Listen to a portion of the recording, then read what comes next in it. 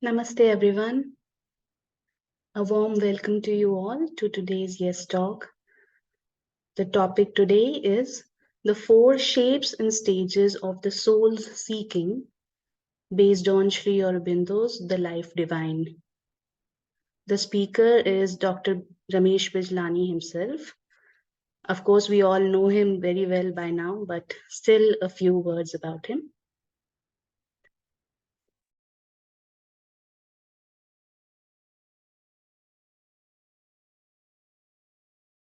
Dr. Ramesh Bijlani is a prolific writer, an inspirational speaker, and a spiritual seeker residing at Sri Aurobindo Ashram, Delhi branch. He loves to use the gift of communication that he has received from the divine for dispensing small doses of love and wisdom from the inexhaustible pharmacy of Sri Aurobindo and the Mother.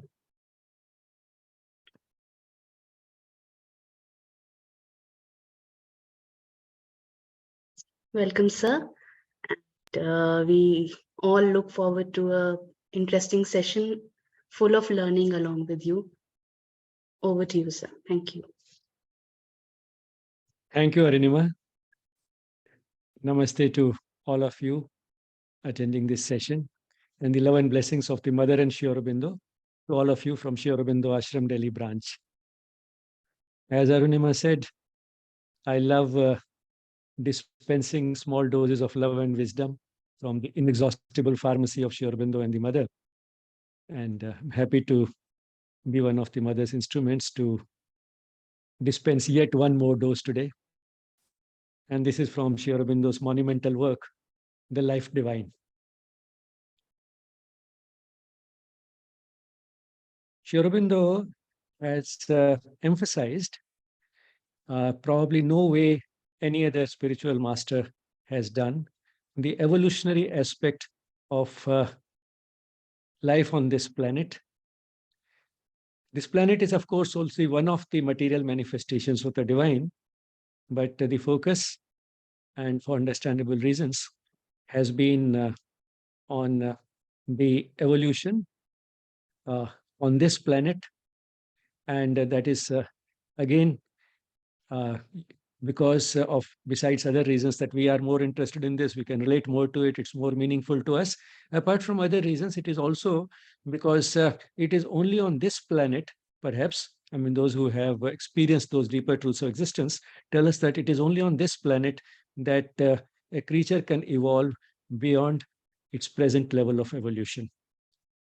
Now, why was this evolution necessary? Is there a purpose to it? Is there a design to it? Again, Sri Aurobindo has clarified it extremely well.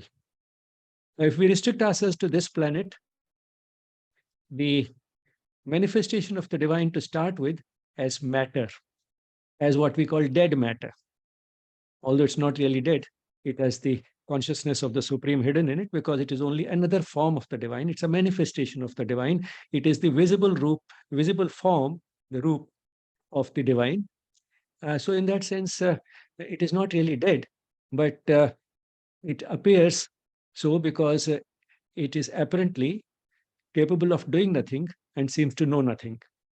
Whereas the divine itself is an entity that knows everything and can do everything.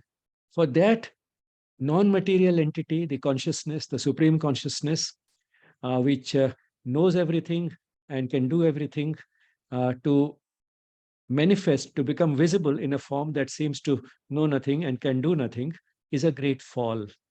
But then this was with a purpose, a part of the deliberate will of the divine, and it had a grand design behind it.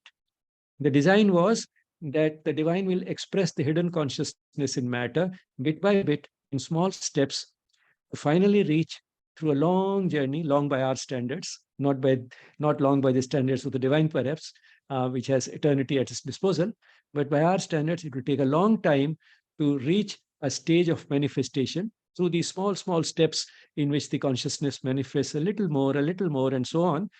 Through this type of evolution, it will reach a stage where it will manifest almost fully the consciousness of the divine itself. So that is the design. And for the divine, it's a sort of a game. And that's why we call it Leela.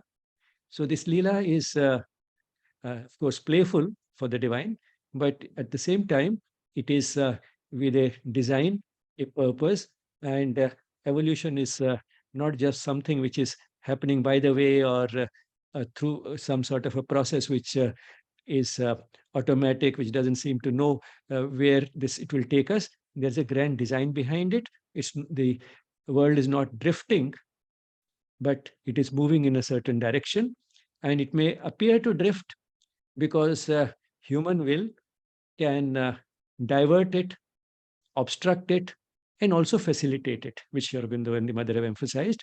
But the human will cannot basically change the ultimate design, the final design. It will work itself out uh, in spite of, irrespective of, or because of the way the human beings behave. So we can become adversaries or collaborators or remain indifferent to this grand design.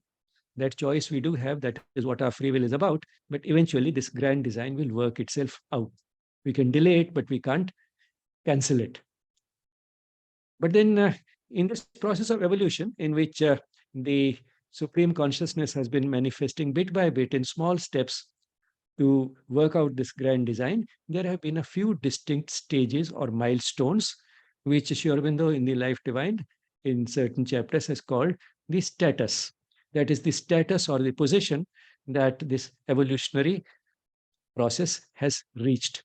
And today the focus will be on the four stations or four types of status that this evolutionary process has had.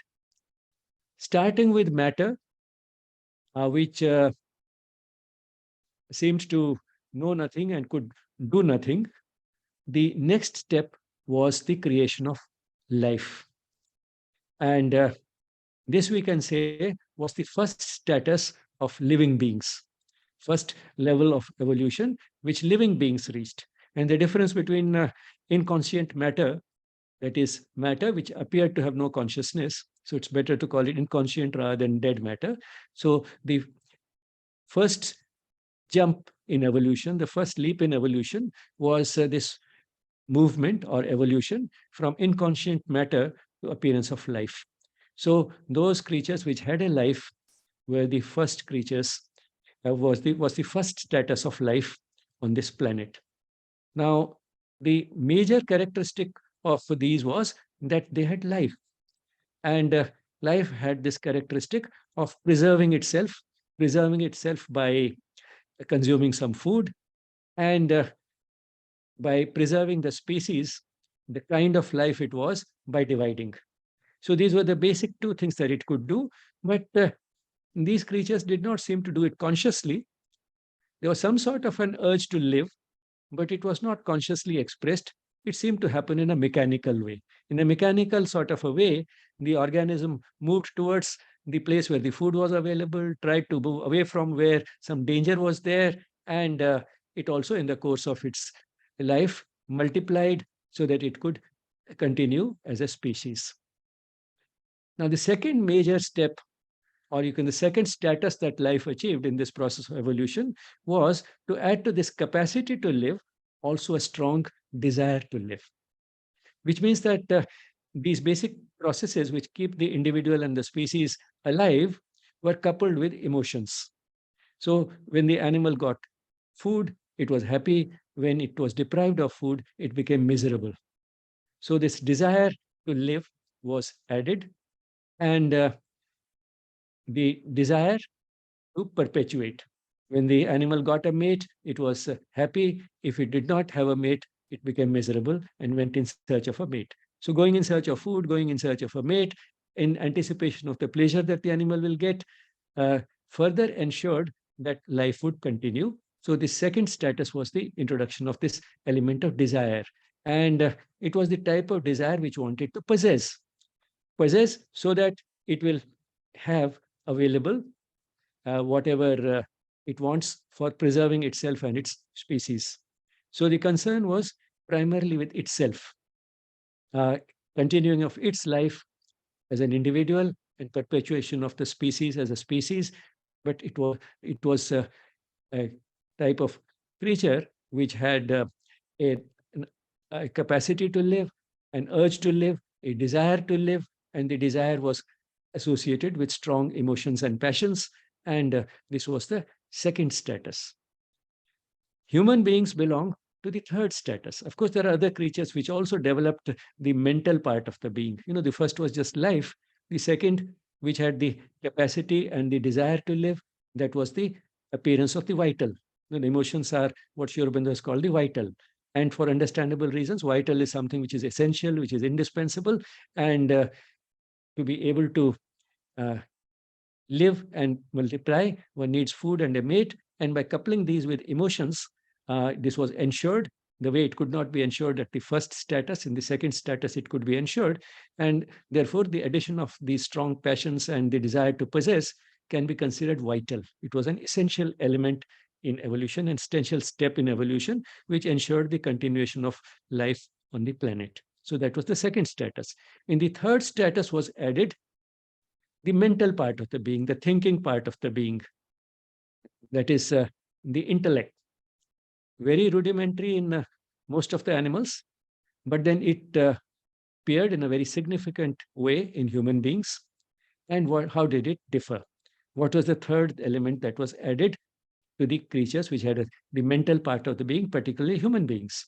The third element added was the need not only for preserving itself, of course, the need for life of self affirmation continued, but there was also a tendency to have mutual interchange with other individuals and become one with them, to fuse with them. And what was that element which would create that desire, that necessity, that perception that this is also important even for my own survival, to associate with others, to not only receive from others, not only possess, but also be possessed by others? What is it that has this characteristic? That is love. So the element of love was added in the creatures which had a mental part of the being. And in human beings, it acquired again the most prominent position, perhaps more prominent than in the creatures which are less evolved, although that may be questioned. In some ways, one might say that a dog or a cat loves its uh, progeny, loves its species, and even loves its master if we have them as a pet more than human beings do. But anyway, the pride of our species makes us feel that in human beings, this love for others, this desire to not only possess but also be possessed, this desire for mutual interchange reaches a new level. So this is the third status. So the first was just the capacity to live. The second was the not only the capacity but also the desire to live. That is the addition of the vital element. And the third was the that besides self affirmation, besides preservation of the self and the species, was added the element of love, which made us sort of conscious. It might have been not so conscious, but in human beings, it becomes a conscious desire to be possessed, to have a mutual interchange, to give to others. So this became a part of the personality of the human beings. And of course, human beings are unique in that they can develop this element of love, of becoming one with others, of fusing with others, of merging with others. They can develop this beyond what they are born with during their lifetime. So in human beings, further evolution can be a conscious process. And what does that mean? That means that human beings can collaborate with nature in going to the fourth status. And what is that fourth status? The fourth status will be the supramental, which will go beyond the status that human beings have reached. The fourth status in this evolutionary ladder will be the one in which the sense of division and separation will disappear completely. So these are the four different statuses of evolution, four major milestones in creatures which had life. And this is what these passages are about. I'll depend primarily on one passage and then supplement it with one more passage. These occur in the chapters 21 and 23, respectively, of the Life Divine, Book 1. So for that, I'll share the screen because you may like to look at the text apart from my just reading it. Uh, So I'll share the screen for that so that you can also join me in reading the text if you like.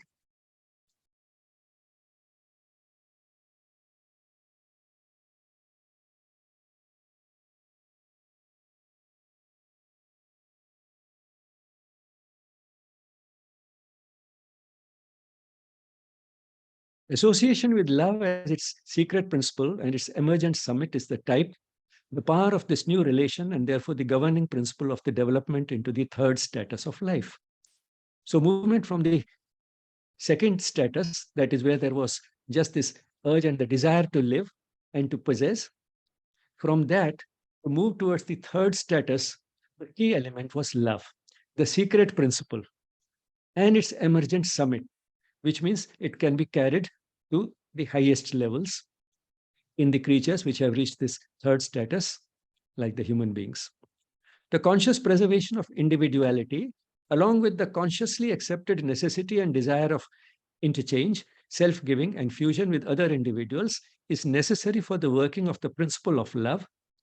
For if either is abolished, the working of love ceases, whatever may take its place. So the key is that the individual is conscious of both the need for preservation of individuality and the necessity and desire of interchange. So the individual is conscious of both these requirements. The conscious preservation of individuality along with the conscious preservation of individuality, something that was present also in the second status, where there was just this strong desire to live, to perpetuate, and it was coupled with emotions. So there was, along with the capacity to live and to perpetuate, there was a strong desire to do it. So that preservation of this individuality continues. It has not been abolished, but to that has been added one more element, which is also conscious. The conscious preservation of individuality, along with the consciously accepted, not just perceived, but even accepted, along with the consciously accepted necessity and desire. So once again, it's not just a need, but also just as in the second status, there was a desire for possessing, the desire for looking after one's basic needs of food and reproduction. Here, there was a desire for it. That means it made the creature in some way uncomfortable if even this second necessity, which went beyond preservation of the individual, if this was not satisfied, the individual again became in some way miserable because there was a strong desire for it. It was not just perceived as a need. So consciously accepted necessity and desire of what? Of interchange, self giving, and fusion with other individuals. Interchange that is not just trying to take and possess, but also give and take. Self giving, giving of oneself, whatever one is and has and can do. So these can be different forms of self giving of what one is, what one can do, what and everything. So uh, self-giving in from all its angles. So desire of interchange, desire for self-giving, and fusion with other individuals, that is abolishing the barrier that separates us from others, the ego barrier, weakening it, and eventually abolishing it to achieve a fusion, a merger, a union with other individuals. That is realizing progressively that the boundary that separates us from others is an illusory boundary, it's an incomplete boundary. Basically, we are all manifestations of the one divine, and therefore, we are essentially one, and our separation and our differences, which are superficial, are not as important as what unites us, the ways in which we are one rather than different. So realization of that and thereby fusion with others, which means that I'm conscious not only of what I need for my preservation and the preservation of my uh, clan and family and so on, but I'm also conscious of the need of fusion with others, which means that I'm not just taking care of my own desires. To some extent, what is abolished is that barrier between me and the others, and therefore, I'm not just looking at uh, whose desire is what. My desire, very important. Somebody else's desire, unimportant. I start moving from that progressively towards a point where it doesn't matter whose desire it is, but which desire is it? Which desire is more important? If somebody else's desire is more important, then I give priority to that. If I have something and sharing it with others can be more meaningful than my continuing to possess it, I share it rather than corner it with myself. So these are the types of things which the individual not only starts doing, but does it consciously, and accepts the necessity for doing so. So that is the type of third status in which love has become a prominent thing. Love has been not just planted, but love has started manifesting itself more and more prominently. And in human beings, this expression can become progressively more and more as the individual grows through conscious effort, which means that the individual can evolve in its lifetime and move towards the fourth status. In that sense, uh, collaborate in the ultimate design that the divine has of reaching a point where its manifestation on this planet, Earth, will start manifesting almost fully the consciousness of the Supreme itself. So, the conscious preservation of individuality, along with the consciously accepted necessity and desire of interchange, self giving, and fusion with other individuals, is necessary for the working of the principle of love. Love has no meaning without it. So, for the working of the principle of love, which has been planted with this purpose, this consciously accepted necessity and desire of interchange, self giving, and fusion with others is necessary. Without this, love has no meaning.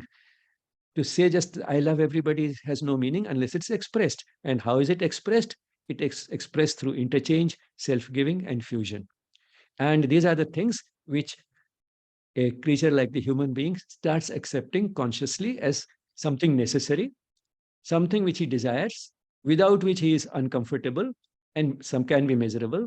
So that is the type of difference that the creatures who have reached this third status in evolution have as compared to the second status, where the individual was satisfied with just preserving itself, and through it was satisfied by giving an exclusive attention to itself, concentrating on exclusively on himself or herself as an individual. So that's the movement. Now that conscious acceptance of necessity and desire for interchange, self-giving, and fusion with other individuals has also become an important part of what the individual wants, he desires. Without that, the individual is miserable.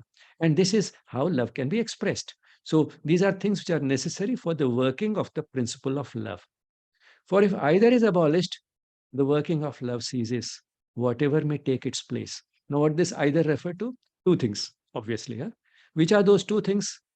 If either of them is abolished, then the working of love ceases.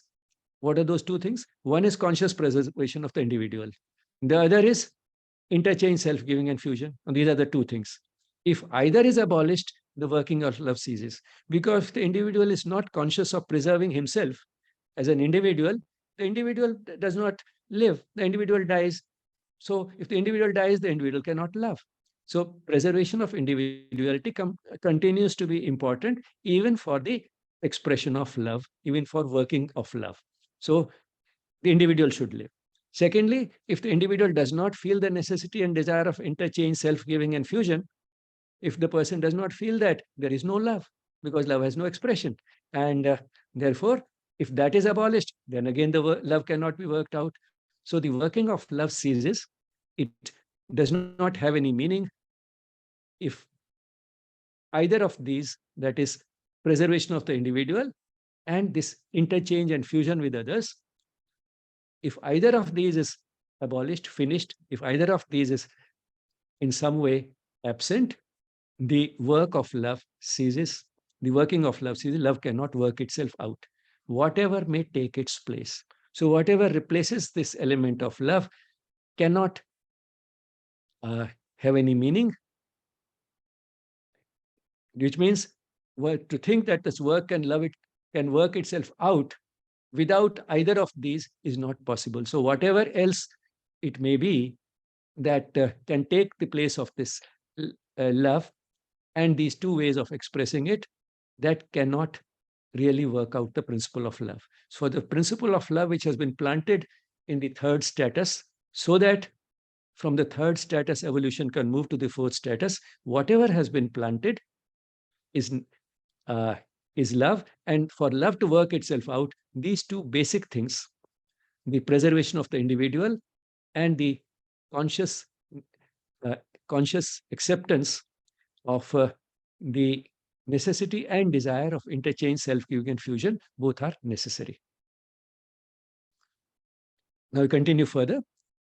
Fulfillment of love by entire self-immolation, even with an illusion of self-annihilation, is indeed an idea and an impulse in the mental being, but it points to the development beyond this third status of life.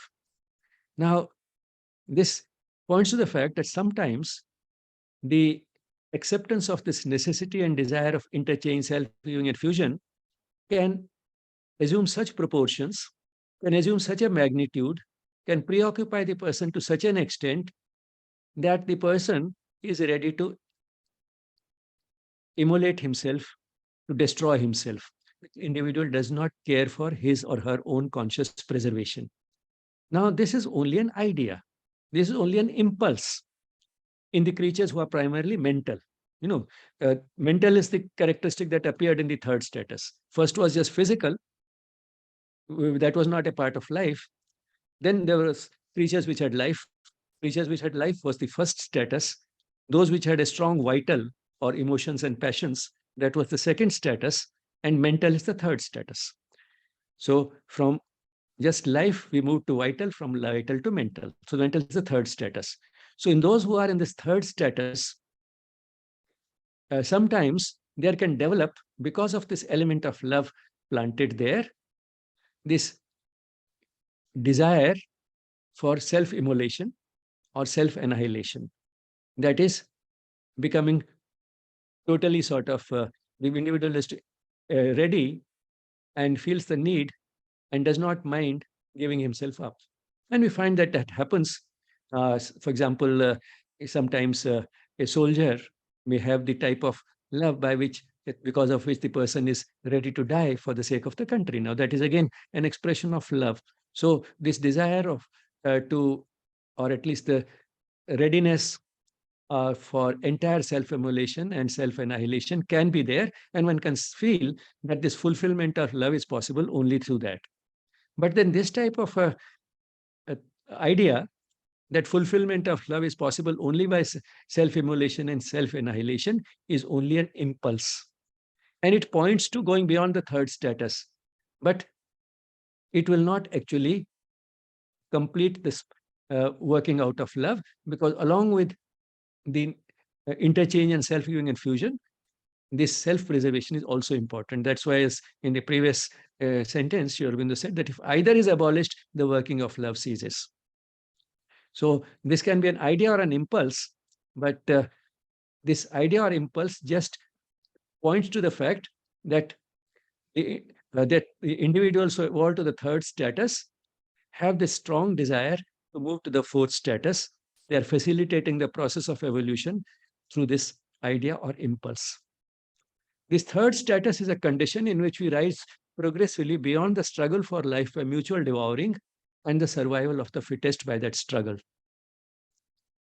So all what this impulse means is that we are moving beyond the second status, in which there was a struggle for life by mutual devouring.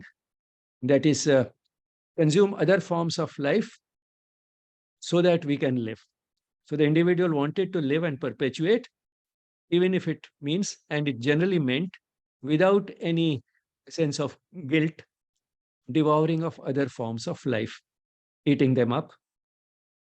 And because of that, what happened? There was survival of the fittest.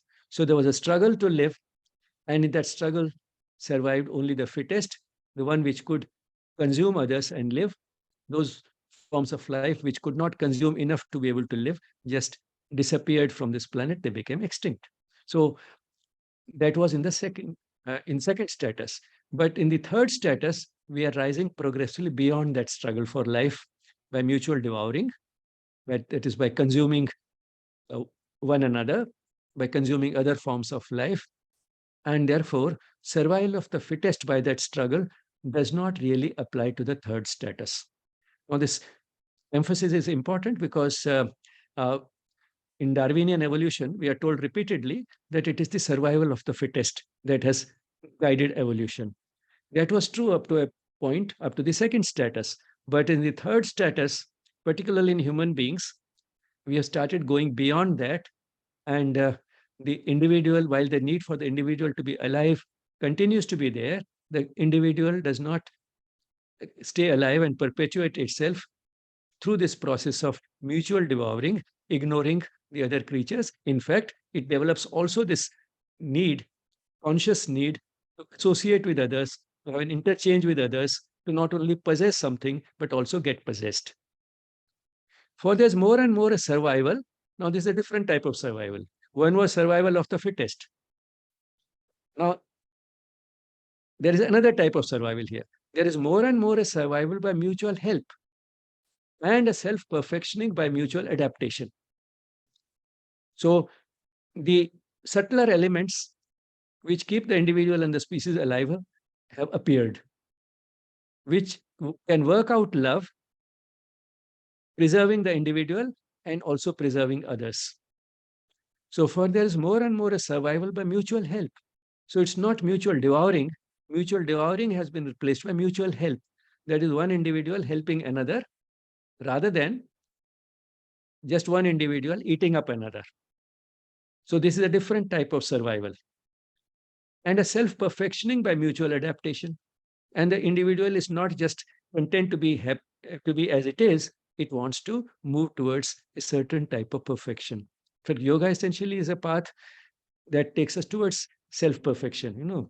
This is one of the ways in which Aurobindo has described yoga, that yoga is a methodized effort that takes us towards self-perfection of all parts of the being.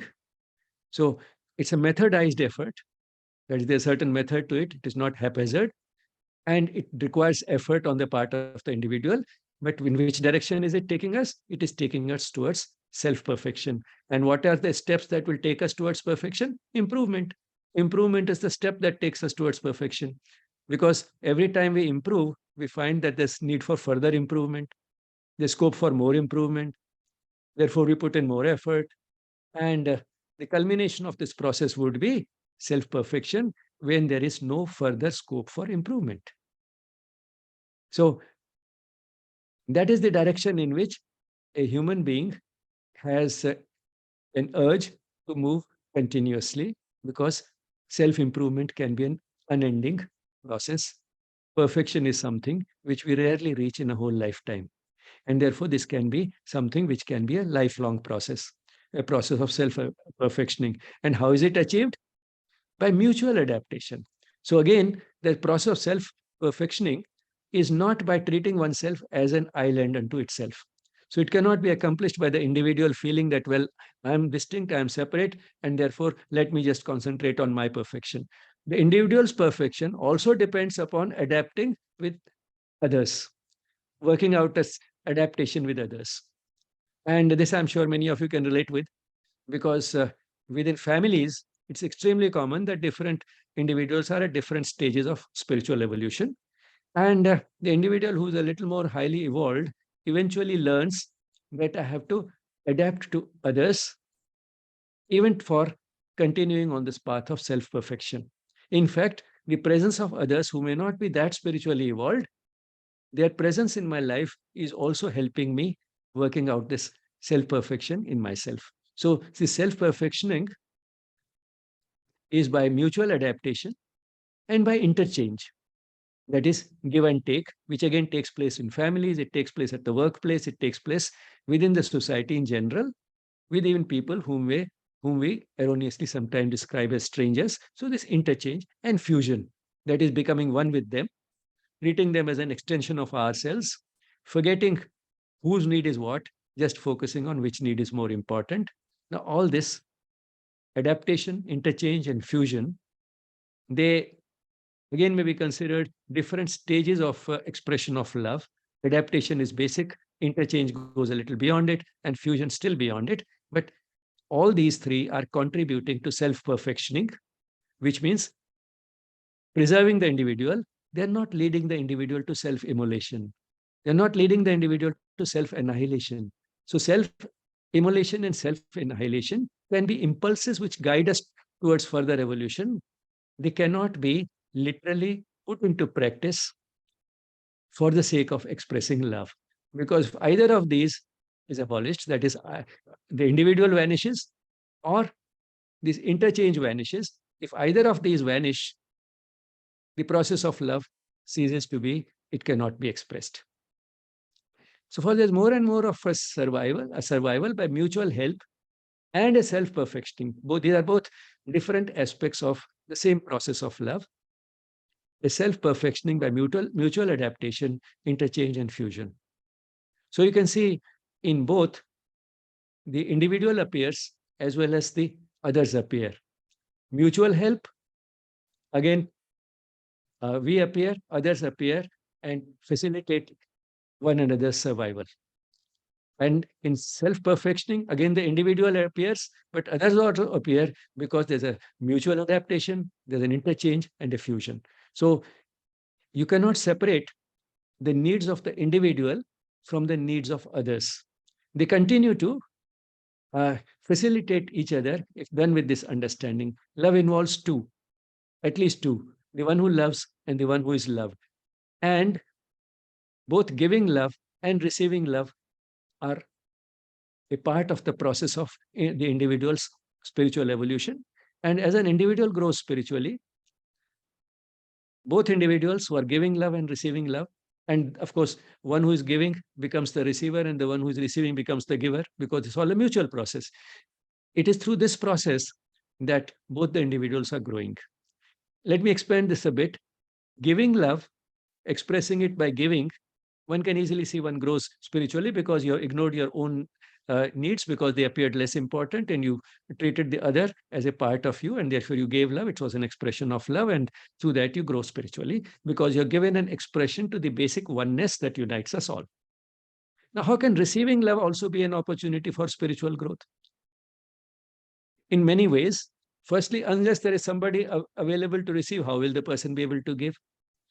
Which means that the person who receives is providing the giver an opportunity to express love. So the one who is receiving is also doing something. That is, individual also giving something. Apparently, he's only receiving, but actually he's giving. What is he giving? He's giving an opportunity. And of course, that doesn't mean that we just keep receiving and say, well, I'm providing opportunities. That's not what it means. But the principle is important, and it applies, say, to a newborn baby and a growing child. Now, this individual, this child, may not be able to give much. Maybe, of course, it gives a sweet smile and the parents are very happy. But essentially, this newborn child is not capable of giving much, but at the same time, it is giving something very valuable. It is giving its parents an opportunity to express their love. Here's somebody available to receive. And parental love, for which, again, that seed has been planted to give us the training in what love is about, what perfect love is about. That seed has been planted in the form of parental love. Because in the real world, parental love comes closest to the divine love. It is unconditional and does not expect anything in return. The only thing missing element in this love, parental love, as compared to divine love, is that it is not universal in nature. It is restricted to the child. But then this is training. Training comes the easier way. Training comes through these basic instincts, but then the process can expand so that the individual reaches a point where now this same type of love is expressed not only for one's own children, but also for others. And that's how this process can expand. One can learn the easier way and then also progress to more difficult types of expression of love, just as one starts in school with the primary school and eventually graduates to the college level and doctorate and so on. So an individual merging himself completely with others, irrespective of a relationship by blood and marriage, has reached a point of a sort of a doctorate on this path. So he has reached that level. But then one always starts with primary school, and parenting is an excellent primary school in that sense. So anyway, this was a bit of a digression. So what we are talking about is that receiving love is also an opportunity for spiritual growth, how does the person who receives uh, also achieve the spiritual growth? Firstly, this person who receives is giving an opportunity. But there's also one more element to it. The person who receives has also transcended his ego. Because when a person agrees to receive, instead of rejecting somebody's love, the person is transcending his ego. Because when we really want to express our ego, how do we express it sometimes? Somebody wants to give us something out of love. We say, no, I don't want anything. And that happens when we want to reject somebody's love. And we are saying, I don't want anything. Silently, when we're adding, I don't want anything from you, which means we are not wanting to take anything from that particular person. Hmm? And sometimes it can happen between husband and wife also. They reject each other's love, and that is when they are expressing their own ego. So when a person agrees to receive love, the person is transcending his ego. He's not assuming the form, I want nothing, I can do everything on my own, I have everything, I don't need anybody. Now, when the person is saying that, that's an expression of the ego. On the other hand, when this person agrees to receive something which is given with genuine love, something which is given with genuine love, this person agrees to receive it, this person is transcending that ego of being totally self-reliant. I don't depend on anybody. The person is overcoming the ego. And anything which helps us overcome the ego is also one step towards spiritual growth. So the person who gives love grows through the process of love. The one who receives love also grows through the same process of love in a different way, by providing an opportunity and by transcending this ego, which may make him reject the love. Of course, one can reject love which is not genuine, but genuine love can be accepted. An expression of genuine love can be accepted gratefully, and that is also helping this individual. So anyway, so that was a bit of a long digression, but let's return to this, how love can work itself out. So love can work itself out through mutual help and by mutual adaptation, interchange, and fusion. Mutual help helps preserve the individual, and mutual adaptation, interchange, and fusion is more about helping us merge with others. So both preservation of the individual and merging with others, both are an important process. And that is how the third status, in which love has been planted and starts expressing itself more and more prominently, this is how the third status differs from the second status, in which the focus was on the individual himself. So life is a self-affirmation of being, even a development and survival of ego, but of a being that has need of other beings, an ego that seeks to meet and include other egos and to be included in their life. So life continues to be a process of self-affirmation of being, that is, affirmation of the individual. Even a development and survival of ego, because ego was also planted with a purpose. Without that type of exclusive attention to oneself, the individual will not be able to live and perpetuate itself as a species. So it was a necessity. That's why in the second status it was planted.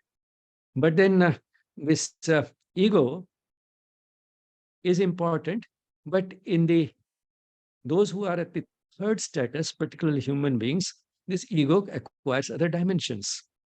Life is a self-affirmation of being, even a development and survival of ego. But what type of ego? Of a being that has need of other beings. So the individual starts becoming conscious of needing others and having a desire to have others, feeling miserable if there are no others in his or her life. So, but of a being that has need of other beings, an ego that seeks to meet and include other egos. So, this is a type of ego that feels the need of others. It's the type of ego that seeks to meet and include other egos, that is, the egos of others, and to be included in their life. So here there's an extension of the process of the ego, extension of the element of ego to include others. The individuals and the aggregates to develop most the law of association and the law of love, of common help, kindliness, affection, comradeship, unity, who harmonize most successfully survival and mutual self-giving, the aggregate increasing the individual, and the individual the aggregate, as well as individual increasing individual and aggregate by mutual interchange, will be the fittest for survival in this tertiary status of the evolution. Now, this is one of those characteristic long sentences of Sri Aurobindo, which sometimes makes people feel that Sri Aurobindo is very difficult. But then if you spend time, you can digest this type of a long sentence. Let's again see bit by bit how we can do it.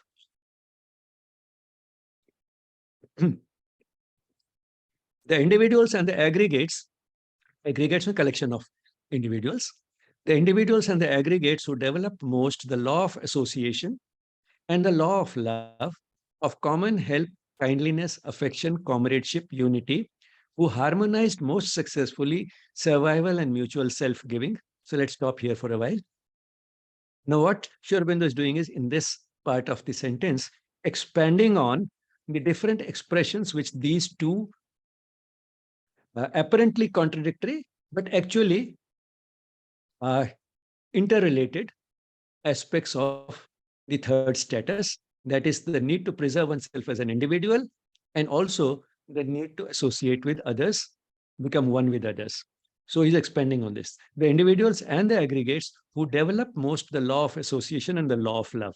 That is, those individuals and those groups of individuals, one can say societies, who develop, that is, who nurture and express the most the law of association and the law of love.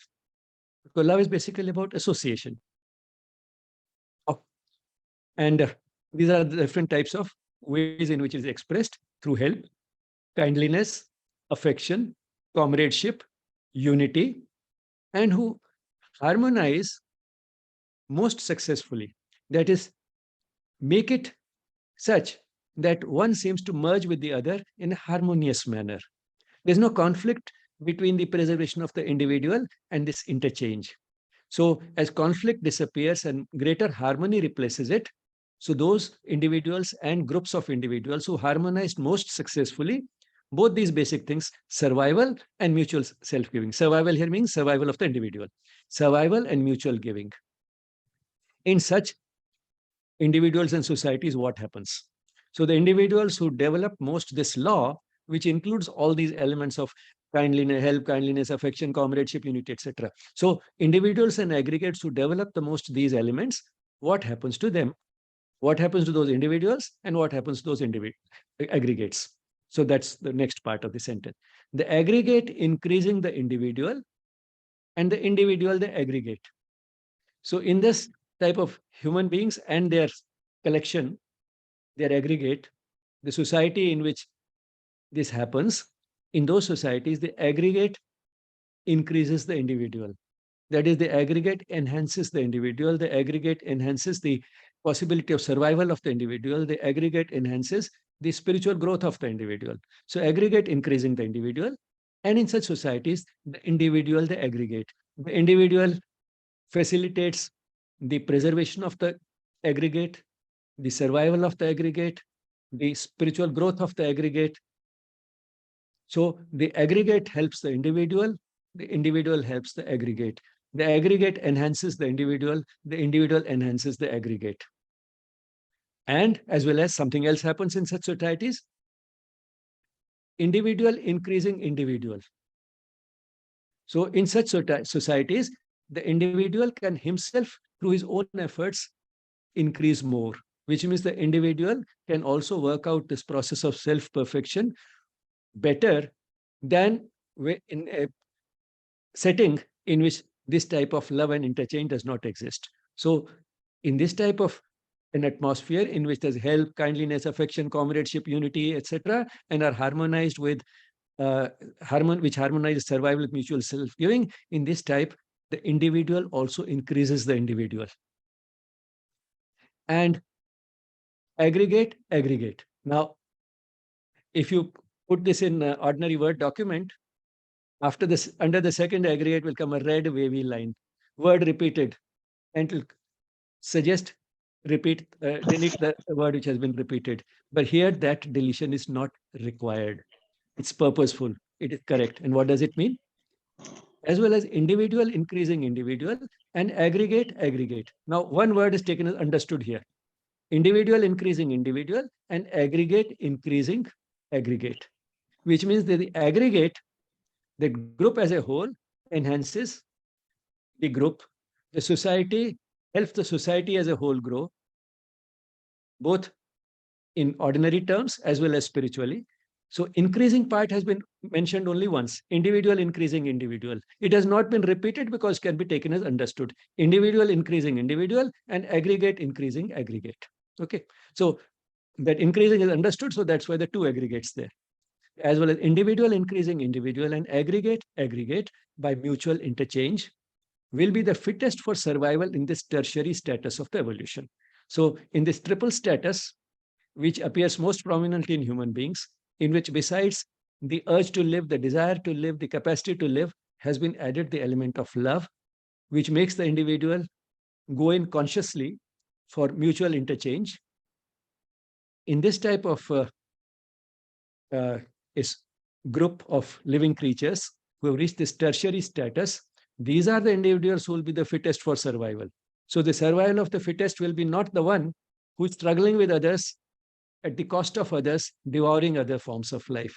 That will not be the type of individual who will be the fittest in this setting. Here, the fittest will be one who expresses also this element of love. So the very necessities for survival have changed at the tertiary status of the evolution.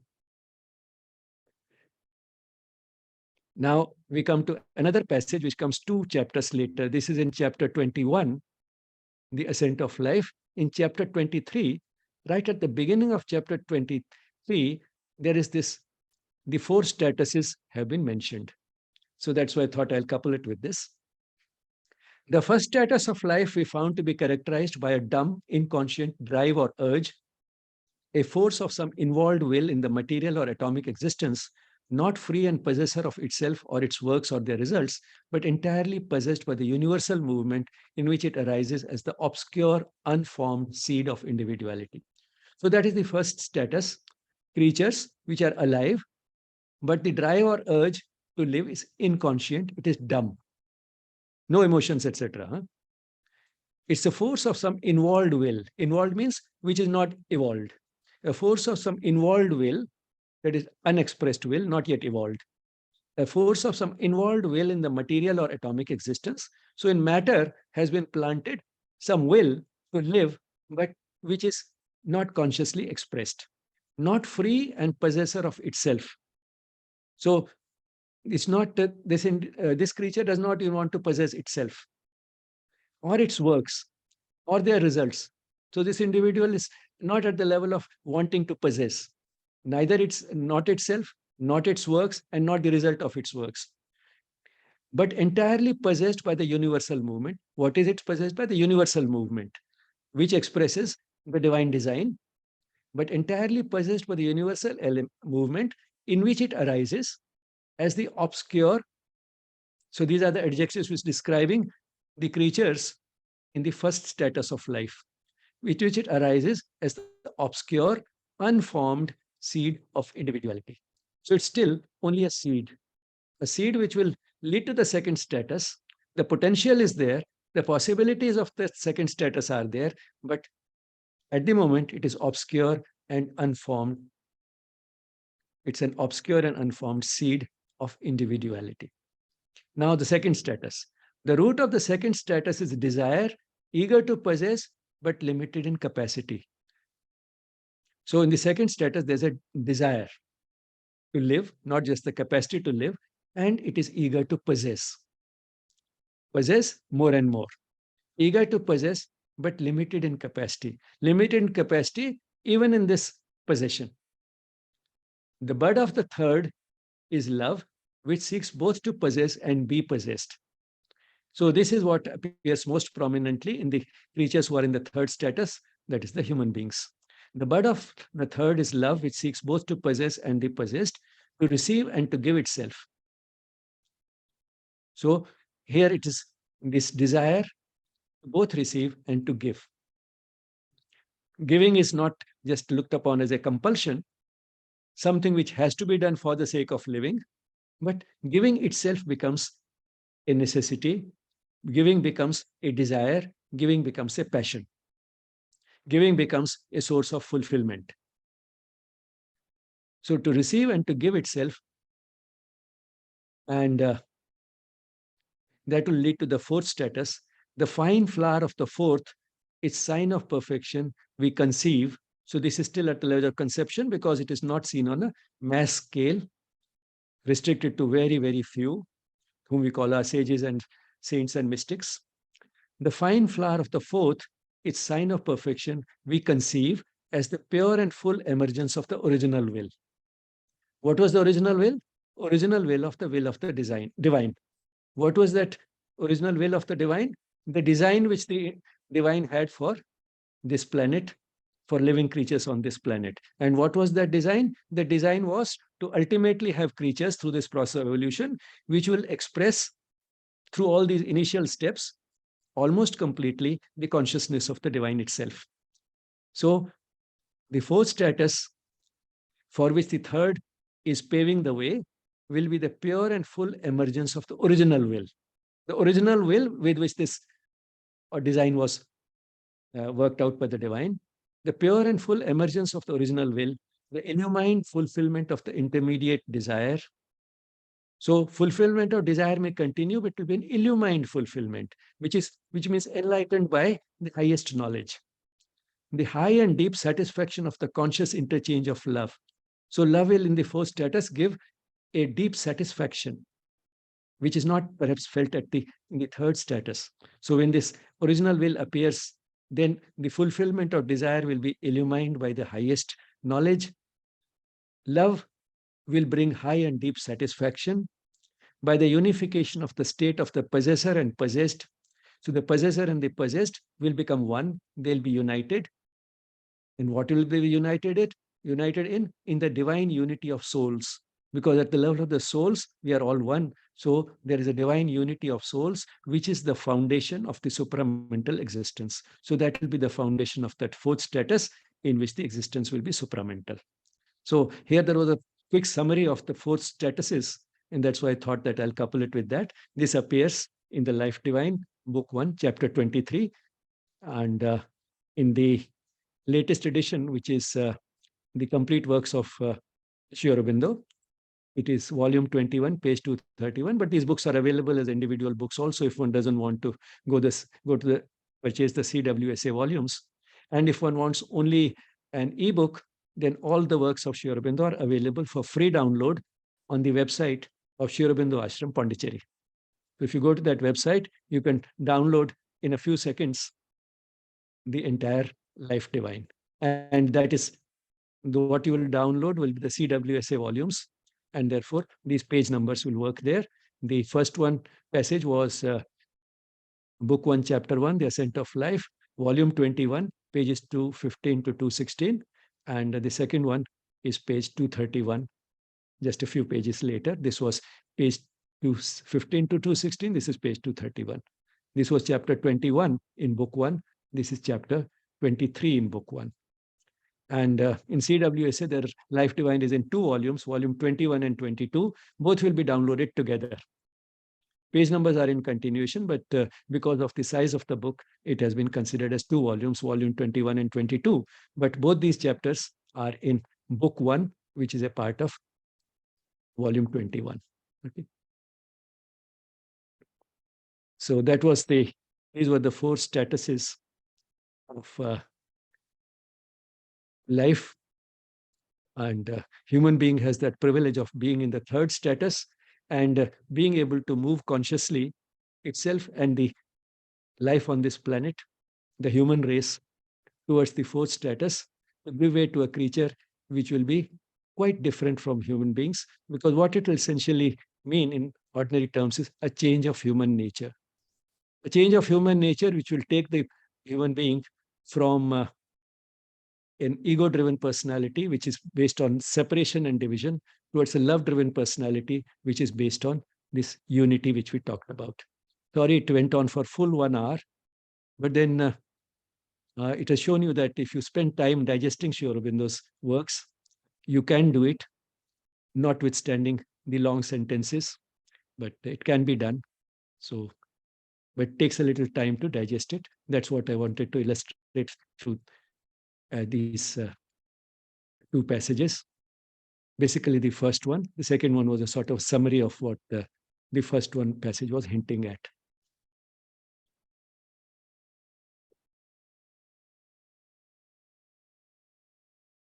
Any questions?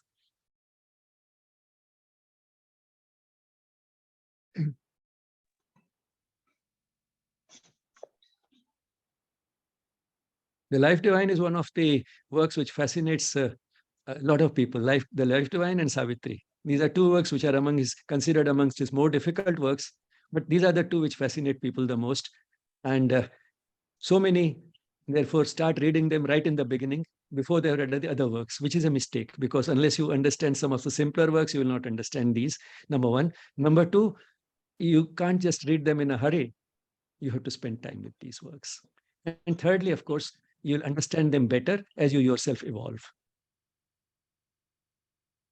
So they need all these things: the knowledge of the English language, a reasonably good intellect, and time to digest. But above all, what they need is your personally being on the path and evolving progressively. That's all these works need. Okay, so I think Diksha wants to share or ask something. Please.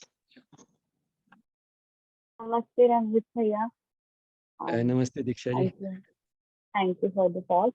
So when you were reading from the second passage where there was sort of a short description of the four statuses, so the first three statuses to me sounded a bit familiar to the three gunas that we talk about in Indian traditions, the tamas and rajas and sattva. So if if you could just elaborate on that more, if there's sort of a connection really, or was it something that I was? Sure, you have. So there is a certain parallel. Inconscient matter is all tamas. The first status of life to this tamas has been brought a little element of rajas, and in the second status, the rajas becomes extremely prominent. And it is in the third status that sattva starts manifesting. And then The fourth status will be beyond all the three gunas, what the Gita calls the Trigunatit. Apar, I think apar bhakti or what they refer to as that. Well, the Gita uses the word Trigunatit, that is beyond the three gunas of tamas, rajas, and sattva. So that is the fourth status. But more and more expression of sattva is what will lead to the individual towards going beyond all the three gunas. So all this love which we are talking about is basically sattva, and it can have degrees of expression. So the more it starts expressing that element of sattva, the more the individual will move towards the status which is beyond all the three, which is the fourth status. Thank you. Okay, Luna Chatterjee ji has raised the hand. Please go ahead. Yeah, Ramesh Bhaiya, this is Avijit here. In fact, I've joined as Luna, who is my wife. Yes. Yeah. So, I remember you visited the ashram a few months ago. Yeah. Both of you came. It's wonderful. We Your are daughter. reading your books, and yes.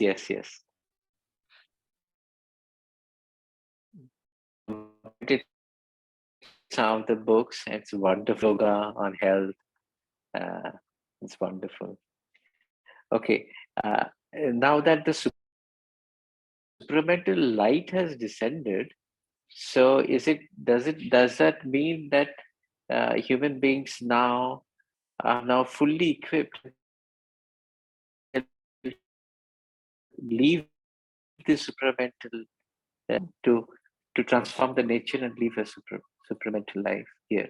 What the descent of the supramental on 29th February 1956 did was, it made sort of possible for the supramental consciousness to manifest on earth. That possibility was opened up, but the actual expression of it will vary depending upon the state of previous evolution which an individual is born with. But what is likely to happen, and which is now becoming more and more visible, is that the children who are born now, on an average, in general, seem to have a higher level of evolution than in the past. There is an increasing number of children who are expressing it in different ways quite early in childhood. Many young people, as teenagers, are forgetting themselves and getting involved in work which looks beyond their immediate self, and in which they are merging with the others in different ways, expressing their passion by doing whatever interests them the most, which is not for themselves but for others.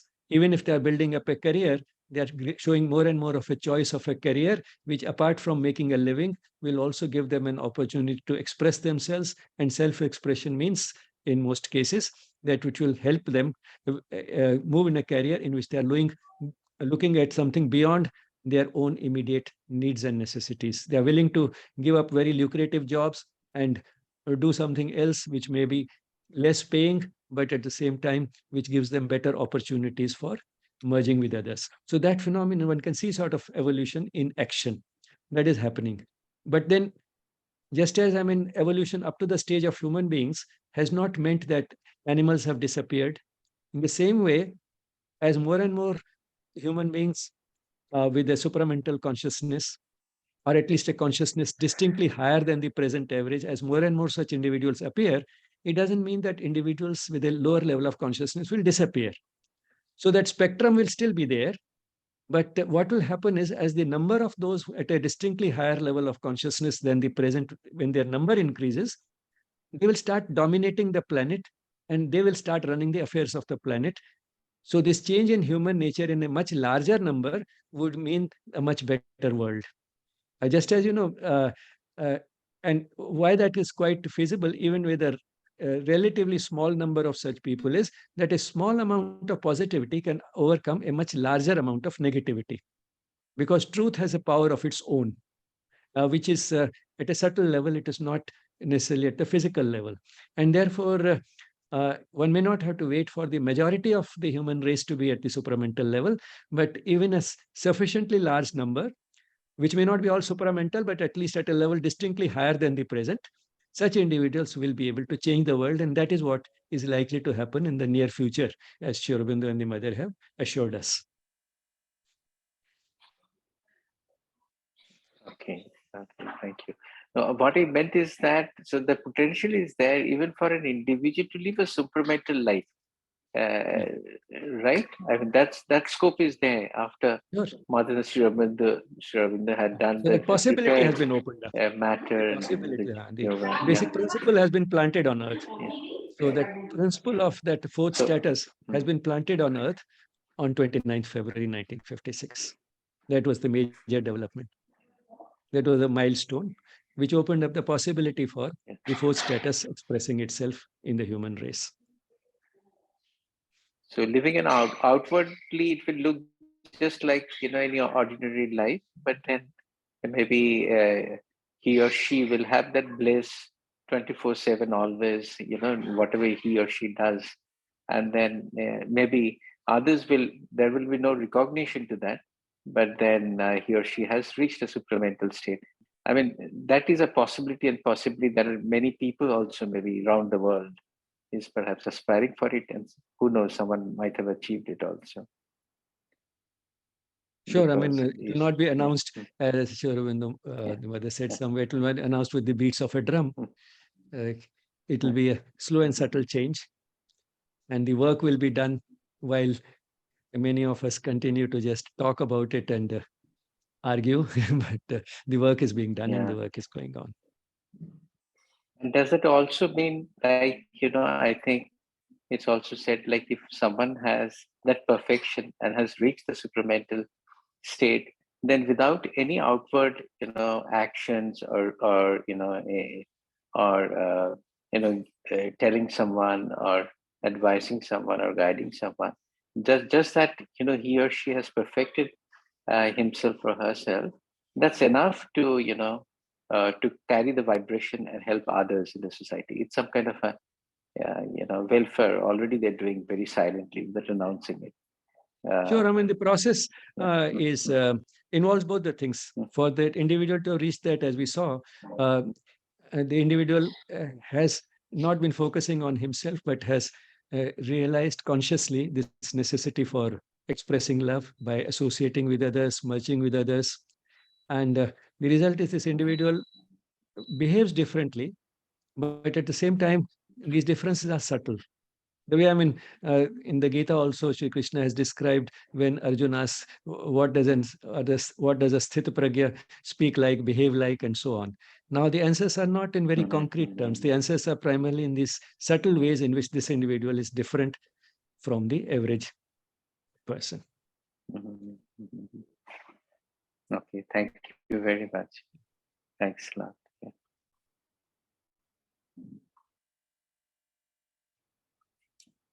There was one more person, I think, Lena, who had. Yes. Yeah, good evening, sir. Yes. So, thank you so much for this lecture. This was really very enlightening, and uh, this information will be very fruitful. But, but, uh, but impacts my mind the most is how to reach to the fourth stage. Step by step.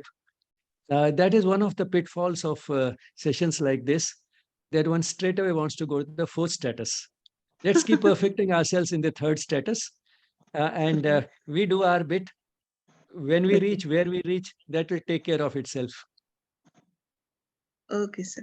I mean, Thank we you. can't think of hoisting a flag before even the building has been made on which it has been hoisted. So Okay. let's not. Okay. Thank you. So we just keep doing our bit. Okay, sir.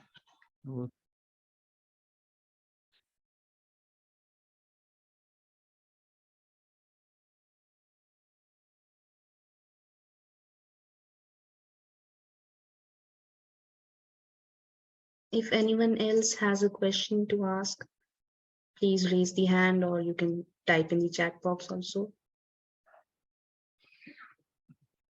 Just Preeti.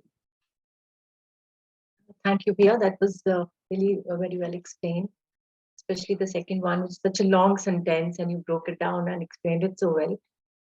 Could you give few examples of people on the fourth status, just to feel good and to have such role models and to look up to them? So if you could just. Well, certainly, I mean, one would at once think of Sri Aurobindo and the mother, but it will be difficult for a person like me to name. Another thing one can say is that, yes, definitely the avatars were at that stage because they were a manifestation of the divine itself. They put on a human form, but then because of the consciousness which was inherent, they had just condescended to appear in a human form. The consciousness was the entirely that of the supreme consciousness they had, and the avatars. And again, who is an avatar? Doesn't necessarily mean only Sri Krishna and Rama. They were the avatars. There have been many more. Sri Aurobindo has given that status to Buddha and the Christ and Sri Ramakrishna. But I mean, he could do that. For me, it's difficult because certainly I'm not qualified to do that. And sometimes it may give an impression as if I have moved very far. I haven't moved very far. I can only read and understand. And that doesn't have anything to do with actual realization in this area. I'm like one of those people, who may talk a lot about the Everest, but have never climbed it. I just have a few pictures of the Everest available with me, and I'm trying to show them to others. Pictures one can get easily from Google. So I'm like one of those people. So you're too humble. But I look up to people like you and Tara Didi, like, so living examples. I feel good that there are people I can look up to and feel to learn and um, uh, There are too many people, you see, on the very advanced in spiritual evolution who are completely obscure. They may, you doesn't know them. They may be in the public domain, but hardly anybody knows them. They may not be well known. They don't write much. They don't speak much, but they're just living their life, which is guided by that higher consciousness. And some may not be actually living in the world, not engaging with the rest of the world. They may be living in forests and all that. So, I mean, those people have not disappeared. We still have our rishis living in mountains and forests. Nobody knows about them. So that way, one doesn't have to be known through speeches and books and things like that to be at that level. That has nothing to do with in this process of spiritual growth.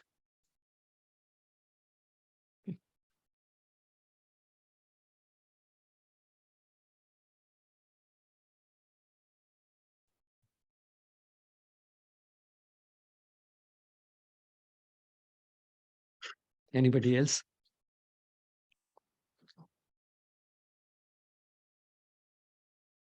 So Arindama, you can see if there's anybody else who wants to ask something, or there are any questions in the chat. Yes, no questions in the chat box. And no one has raised the hand also. So.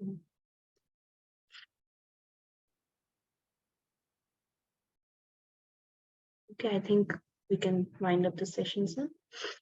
Thank you so much for simplifying for us some very deep thoughts and works of Sri Aurobindo. And I'm sure all of us got certain inputs, something to reflect upon that will help us in our own respective inner journeys. Thanks a lot. I thank you all for joining today's Yes Talk and hope to see you all soon.